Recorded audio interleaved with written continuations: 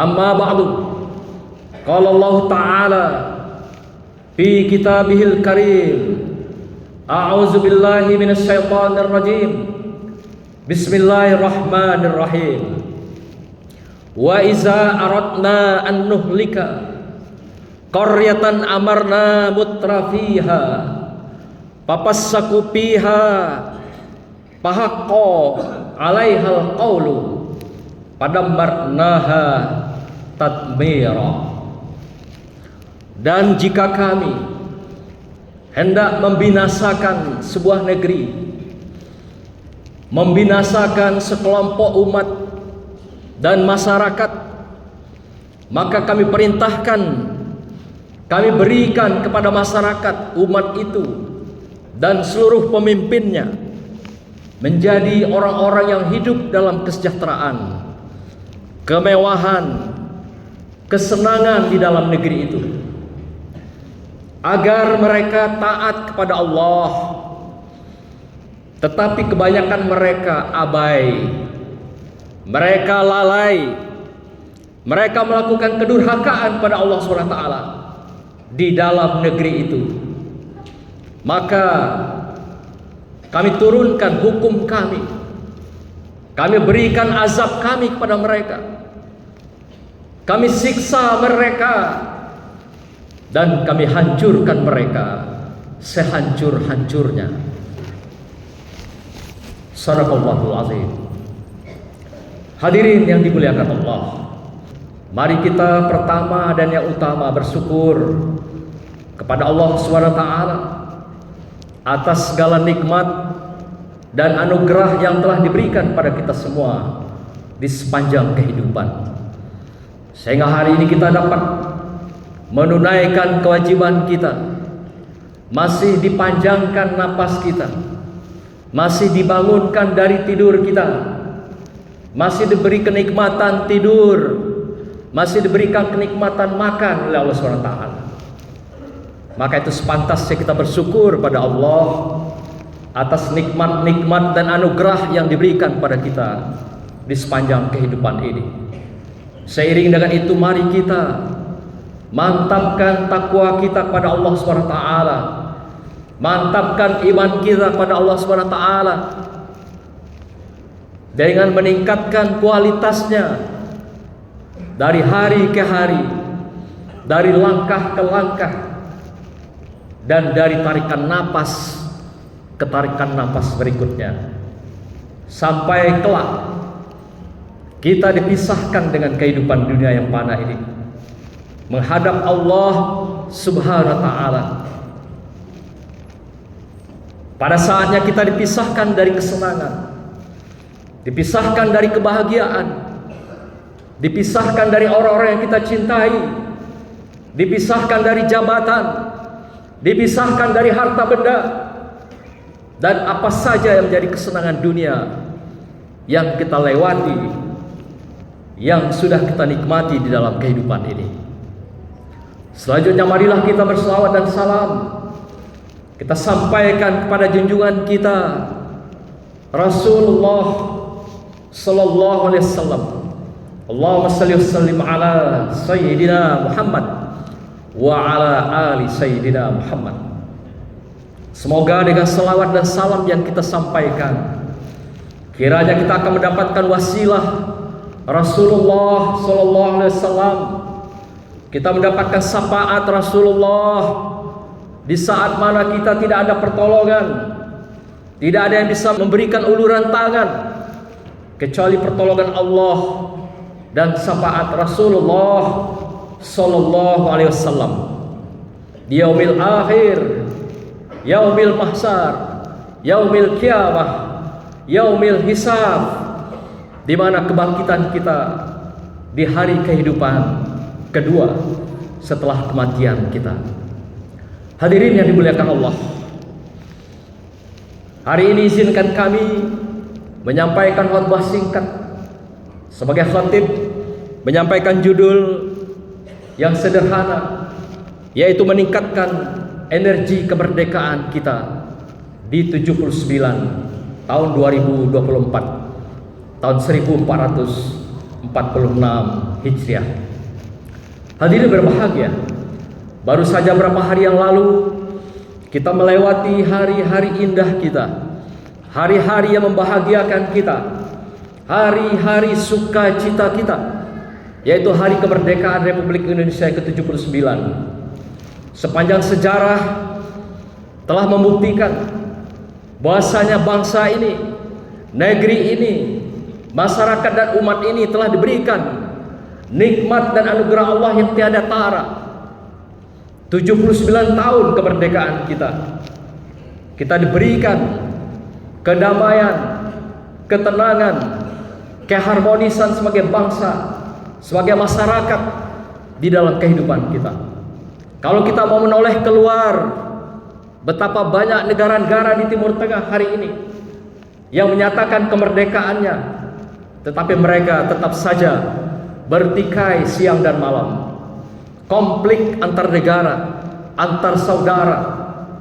Bahkan Amerika yang telah menyatakan kemerdekaannya hampir 250 tahun, tetapi sampai hari ini pun negara ini tetap saja menjadi pelanggar HAM yang tertinggi dan menciptakan diskriminasi etnis, warna kulit, demikian juga diskriminasi agama. Bahkan mereka menyatakan sebagai pahlawan HAM, hak-hak asasi manusia, tapi ternyata mereka lah orang-orang yang pelanggar utama daripada hak-hak asasi manusia ini. Inilah fenomena yang kita saksikan di dunia hari ini. Belum lagi kita lihat di Eropa, di Asia Tenggara, Asia Barat, sampailah pada Timur Tengah. Hampir setiap hari kita melihat mereka melakukan diskriminasi, perpecahan yang dirasakan, dialami oleh mereka. Betapa nikmatnya kita bangsa Indonesia hari ini, diberikan berbagai kenikmatan anugerah Allah, kedamaian. Berbagai pihak telah mencoba memecah belah bangsa ini secara politik, secara ekonomi, secara etnik, secara agama, tapi semuanya gagal karena Allah cinta akan bangsa ini. Allah memberikan perlindungan pada bangsa ini sehingga kita menikmati sampai hari ini kemerdekaan itu dan mengisinya kemerdekaan itu dengan hari-hari yang bermakna di dalam kehidupan kita. Hadirin yang berbahagia, dalam perjalanan sejarah, peradaban dan budaya manusia, pada hakikatnya menurut Philip Kahiti dalam bukunya The History of Araf, sejarah itu adalah perulangan, peradaban itu adalah perulangan, budaya itu adalah perulangan. Setiap zaman ada masanya, setiap masa ada zamannya. Maka itu siapapun yang hadir hari ini adalah perulangan dari masa lalu. Perulangan sejarah adalah merupakan suatu hal yang pasti terjadi. Yang berbeda adalah pelakunya, orangnya.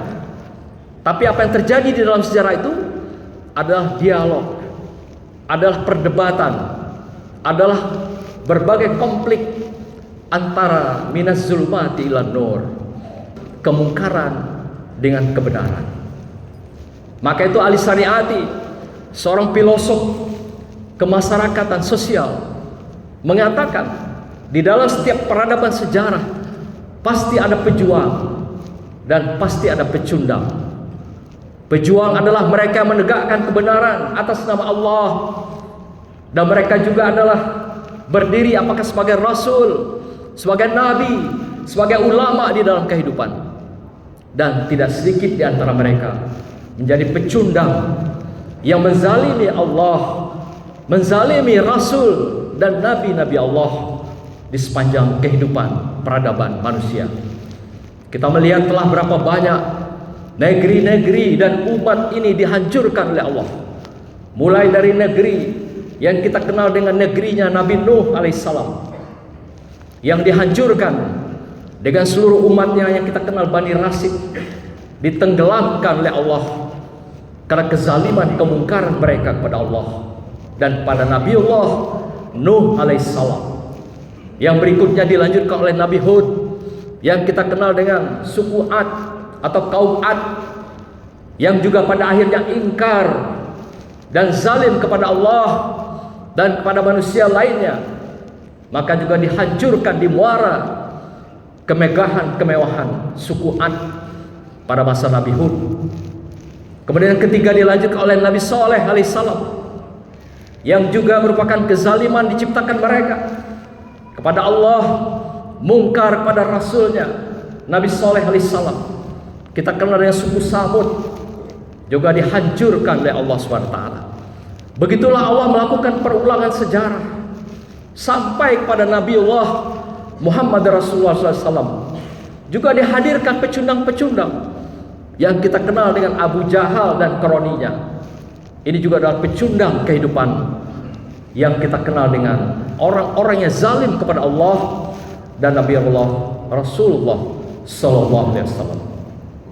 Dalam sejarah, Ali Sariyati mengatakan pecundang yang paling diabadikan dalam Al-Quran adalah pecundang-pecundang pada masa Nabi Musa alaihissalam, yaitu kita kenal dengan penguasa zalim saat itu adalah Fir'aun. Demikian juga kita kenal dengan seorang pembisik ulama cendekiawan yang dikenal dengan namanya Bal'am.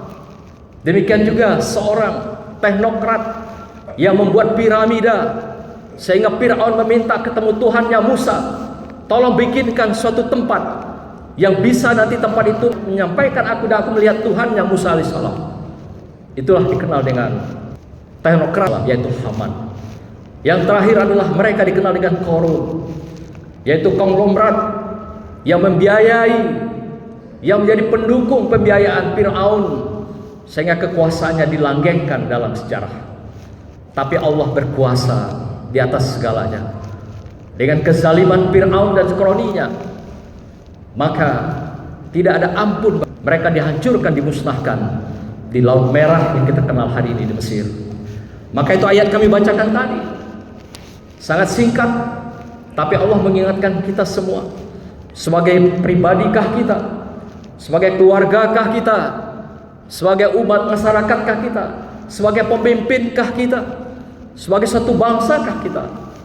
Allah ingatkan dalam ayat yang kami bacakan tadi, wa iza aradna an nuhlika qaryatan amarna mutrafiha papassaku fiha fahaqqa 'alaihal qawlu fadammarnaha tadmira.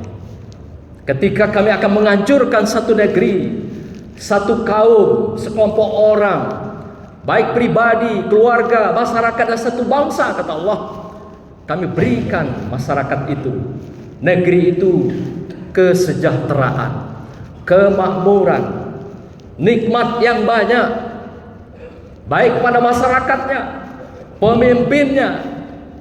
Kami berikan anugerah dan nikmat yang banyak. Tetapi kebanyakan manusia lalai, lupa dengan nikmat Allah itu. Lalai dengan lupa. Allah minta mereka taat kepada Allah.